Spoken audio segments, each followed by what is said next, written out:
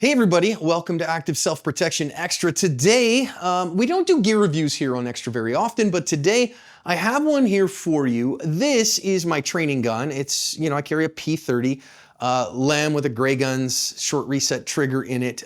This is my training gun. I carried it for a number of years. Anyways, it is in a Henry Holster Cypher, all right? So Andrew Henry of Henry Holster sent me a Cypher because he started making them for the P30. Ooh, super cool. And I asked for my regular soft loops, and he was like, I don't offer soft loops, John, and I don't have any of those. So instead, he sent it to me with these Discrete Carry Concepts clips. And I am going to tell you about these Discrete Carry Concepts clips. And the fact of the matter is, bottom line up front, I hate everything about them except the most important thing. This is not a paid endorsement, but I am a brand ambassador for Heckler and Koch USA. HK firearms are incredibly reliable, incredibly accurate, great firearms for defensive carry. From the new VP9A1 to the CC9 to the P30 that I have carried every day for the last 8 years, they are incredible firearms for defensive use. You carry a gun just in case. Shouldn't it be an HK just in case? So let's remember the 3 qualities that a good holster has to have. It must hold the firearm securely, right? So it doesn't have to do crazy stuff like this, but a little bit of retention just, so it doesn't fall out in like a 5-gallon bucket. It must cover the trigger guard adequately, and it must allow access to the firearm reliably. Those are the 3 things that a holster, 3 qualities that a quality holster needs to have. This one certainly does that, right? So it has excellent trigger coverage, right? So your trigger, the entire trigger guard is covered. You don't have any lack of coverage on that. Love that about this holster. Holds the firearm securely, sure, no problem. Allows access to the firearm reliably. Now, of course, that matters with ride height, how high the holster is on your body or low, and also the connection to your body from the holster. And I've been a soft loops guy for years. I transitioned to appendix carry in, I think, 2016. I transitioned to appendix carry from strong side carry. And this meets all those requirements. Cool. So go check Henry Holsters out there. Linked in the description. They're in our holster consortium. Great holsters. Andrew Henry is a great guy.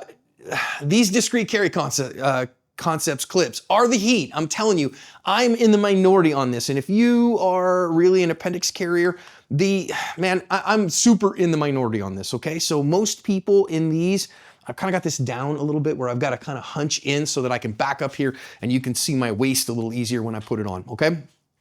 But most of the hot, cool gun guys have been wearing these for years, and I've resisted. I like the soft loops because to me, the soft loops allowed a little bit more flexibility. They allowed a little bit more, especially when I had a bigger belly, right? So if you've been around the channel for a while, you know that I was about 90 pounds heavier, give or take. I've lost about 100 pounds of fat, put on about 20 pounds of muscle. So I'm around 80 pounds in reality, lighter than I was a couple years ago. So when I had more floof, more tactical belly, I liked that it moved around a little bit and allowed my kind of, bulges and body parts to kind of move around things. It's not as big a priority to me anymore.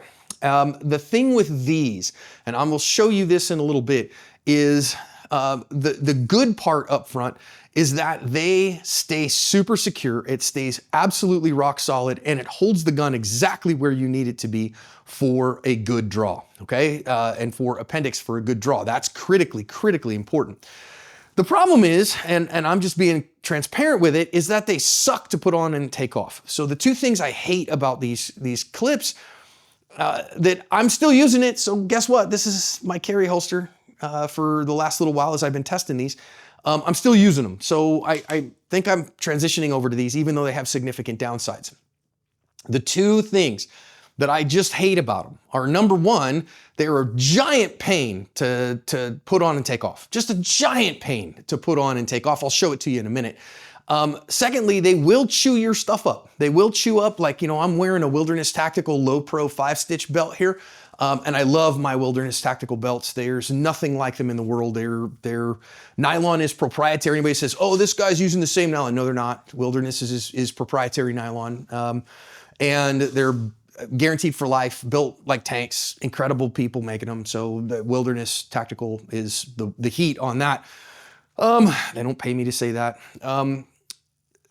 and these clips, because of the way that they're built, they tear them up a little bit. So I'm gonna show you here just a little bit, see if I can get it to see it, is that you should be able to see here what you've got is you've got like a little backwards clip in there with it. So if I pull that out a little bit, you'll be able to see maybe a little bit better that it has a little bit of a clip that goes with it that holds it to whatever it is. So it kind of grabs a hold of it. Even if you don't have a formal belt on, it'll grab a hold of your clothes in order to keep that on.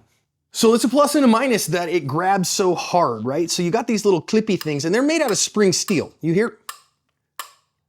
Suckers are taut, man. And they snap back into place super hard. So they hold on really, really hard. Now when it's time to take them off, you got to get these little clips to kind of undo off the top of them. And so you got to kind of push and pull and get them off at the same time. And it makes it a giant pain to put it on and take it off because it's so dang secure. So let me show you what I have to do here. I'm gonna pop this shirt a little bit. This is, again, this is my training gun. So this gun is empty and all that stuff. And again, holstered guns are not pointed.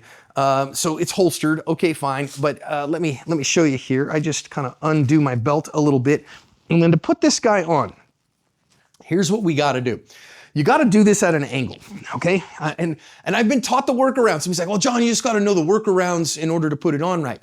Okay, but if the workaround is like a giant pain, well, then that just makes it harder for me to get my gun on and more of a pain, and I might leave it at home, and I don't want to do that. I won't, but some other people might. So what you got to do here is kind of angle it and put one on, and then grab the other one and angle that, and then grab them both and slide them on completely. Otherwise, it's just not happening. So here's what we do here. We kind of get it set up in the spot we want it, and then pull one clip. So we pull this one clip and kind of put it on there a little bit. Okay, cool, that one's on. Then we grab the other clip and we put it on. Okay, cool, now we got both of those. And then we grab the bottom of our belt and push. Clip, you hear that little thunk? You might have heard that little thunk.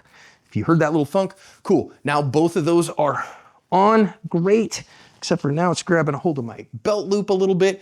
Got to get that out of the way. Cool, tighten my belt up, and now it's in place. All right, cool. It just takes forever to get that. Now, how about when it's time to come off? Well, let me show you the draw before I take it off, because I don't want to take it off, put it back on, take it on, put it back off, because it's such a pain in the butt, okay? The thing that I do love, absolutely love about this holster is once you do that, the holster is set, and the right height, once you set that, is correct, and it stays right there. It will not move from here. This is absolutely set in stone. So if you have a good appendix carry belt, and that belt has very good torsional flexibility, but vertical rigidity, that's what a good CCW belt for appendix carry needs to have.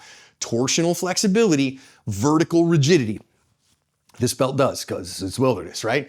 So if I, again, I'm just gonna pull that so that you can see it, is that it maintains this little bit of gap so that I can get a full hand, a good claw grip on the gun in order to get it out and get it to work.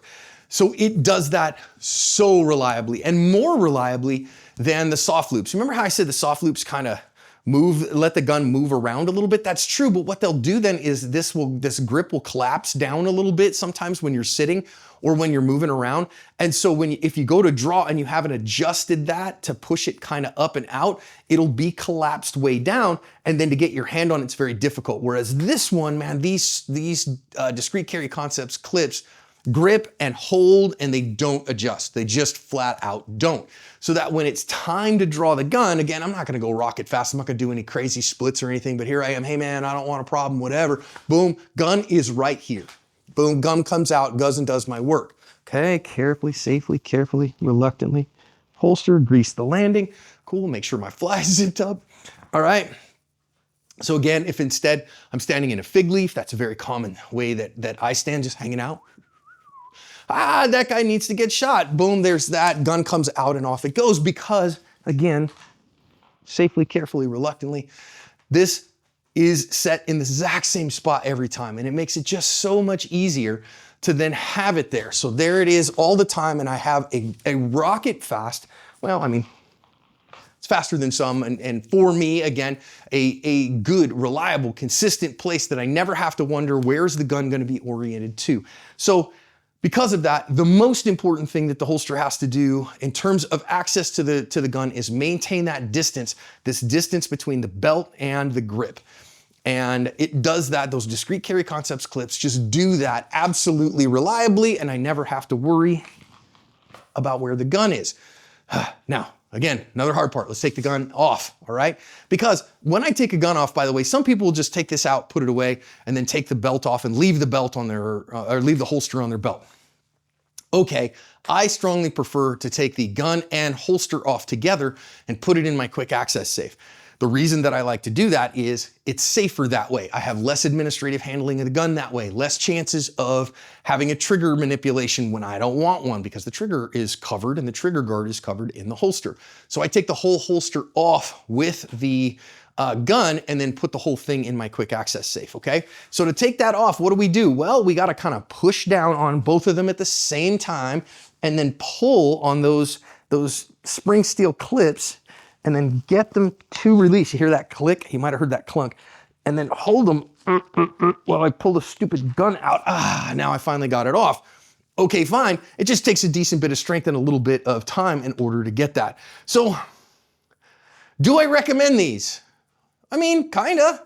Yeah, I like them. I like these Discrete Carry Concepts clips. I do think they're a giant pain in the butt, or a giant pain in the index fingers in particular. They're hard as heck to put on. They're hard as heck to take off. But boy, they hold the gun where I want it. And so, yeah, I'm gonna keep using them. Hope that helps you in your holstering decisions.